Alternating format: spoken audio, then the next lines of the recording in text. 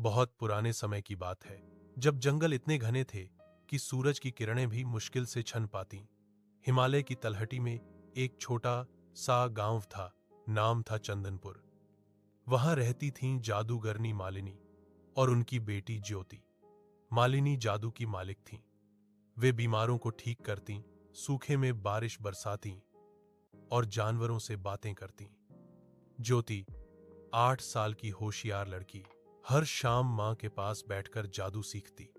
बेटी, जादू तलवार नहीं, वो दिल की धड़कन है, मालिनी कहती। लेकिन ज्योति के दिल में लालच का बीज बोया जा चुका था। गांव के अमीर सेठ ने कहा था, जादू से सोना उगाओ तो राज करो। ज्योति ने मां की जादुई किताब चुरा ली। रातों रात वह जादू सीख गई। एक दिन मालिनी बीमार पड़ी। ज्योति ने जादू से उन्हें ठीक करने की बजाय किताब छिपा ली। मालिनी की मृत्यु हो गई। ज्योति ने गांव वालों को कहा, अब मैं तुम्हारी रानी हूं, और जादू से चंदनपुर को अपना राज्य बना लिया। महल बन गया सोने का। लोग डर गए। जादूगरनी रानी का राज शुरू हो गया। ज्योति का महल बादलों को छूता था। चारों तरफ जादुई दीवारें जो रंग बदलती। राज्य में 7 गांव थे, चंदनपुर, गुलाबपुर, कमलनगर, सूरजपुर, चांदपुर, तारापुर और नीलबस्ती। हर गांव का सरदार रानी का गुलाम।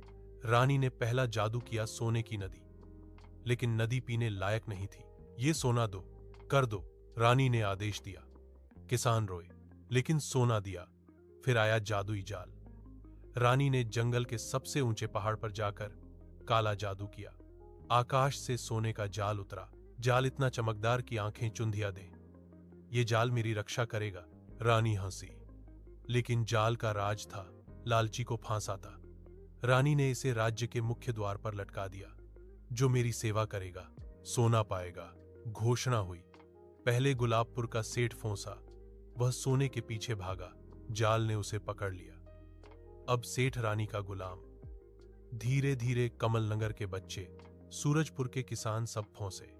राज्य का आधा हिस्सा जाल में कैद। वे दिन रात रानी के लिए काम करते, महल साफ करते, जादू की जड़ी बूटियां इकट्ठा करते। रानी का अत्याचार बढ़ता गया। गाना, चमक चमक सोना बरसे। जाल में आओ, सब आओ, मेरा जादू है सबसे तेज। लालच करो, राज पाओ, खेत जोतो, महल बनाओ, मेरी सेवा में लग जाओ। जो न माने वो मिट जाओ। अध्याय 3। प्रजा का दर्द और नए दोस्त। नीलबस्ती गांव में रहता था मोहन, 12 साल का होशियार लड़का। उसके पिता जाल में फंसे थे। मोहन की मां बीमार। मोहन महल में नौकर बना। वहां मिले उसके दोस्त, चूहिया चिंकी जो दीवारों में छिपती, खरगोश भोला जल्दी भागता, तोता ट्विंकी गाने गाता, और हिरण रानी जंगल की रानी। ये सब जादू से बच निकले थे। एक रात मोहन ने रानी की जादू किताब देखी। किताब में लिखा, सूरजमुखी फूल जादू की जान है, सच्चा प्यार उगाए तो जादू उलट जाए। मोहन ने दोस्तों से कहा, हमें सूरजमुखी उगानी है। वे जंगल गए। चिंकी ने बीज खोजे, भोला ने गड्ढे खोदे, ट्विंकी ने गीत गाए, रानी ने पानी लाया। लेकिन रानी ज्योति को शक हुआ। उसने जादू से भूत भेजे, काले बादल। बादल बिजली बरसाते। दोस्त डरे, लेकिन मोहन बोला, प्यार से लड़ो, सूरजमुखी खिलेगी, अंधेरा मिटेगा, प्यार की रोशनी से जाल टूटेगा। मोहन भाई संग हम, डरे ना काहे, सच्चाई जीतेगी, झूठ हार जाएगा। रानी का क्रोध भड़का। उसने सूरजपुर पर जादू किया। सभी फसलें काली हो गईं। लोग भूखे। चांदपुर में बाढ़ ला दी, तारापुर में सूखा। सब जाल में आओ, चिल्लाई।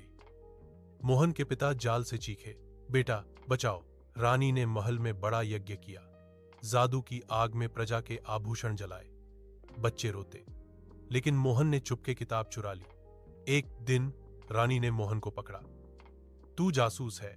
जादू से मोहन को बंदी बनाया, लेकिन चिंकी ने रस्सी काट दी। दोस्त भागे। रानी ने पूरा जंगल जला दिया। आग इतनी तेज कि पहाड़ कांपे। प्रजा ने विद्रोह की सोची, लेकिन डर गई। जाल का उल्टा जादूत्सव का दिन आया। राज्य का सबसे बड़ा मेला। रानी सिंहासन पर, जाल द्वार पर चमकता। मोहन और दोस्त पहुंचे। सूरजमुखी फूल खिल चुका, चमकदार पीला। मोहन ने फूल जाल में फेंका। जाल हिला। रानी लालच में कूदी। ये सोना मेरा। जाल ने उसे लपेट लिया। जादू उल्टा। रानी की शक्तियां गईं। वह कमजोर हो गई। जाल ने उसे प्रजा का काम करने को मजबूर किया। सभी कैदी आजाद। रानी घुटनों पर। माफ करो, रोई। मोहन ने कहा, सच्चाई से सीखो। प्रजा ने माफ किया। रानी ने जादू छोड़ा, किसानी सीखी। मोहन राजा बना। राज्य फूलों से भर गया। जादूगरनी नहीं, सच्ची रानी बन जाओ। प्रजा का साथ निभाओ। प्यार बांट जाओ। लालच का जाल तोड़ो।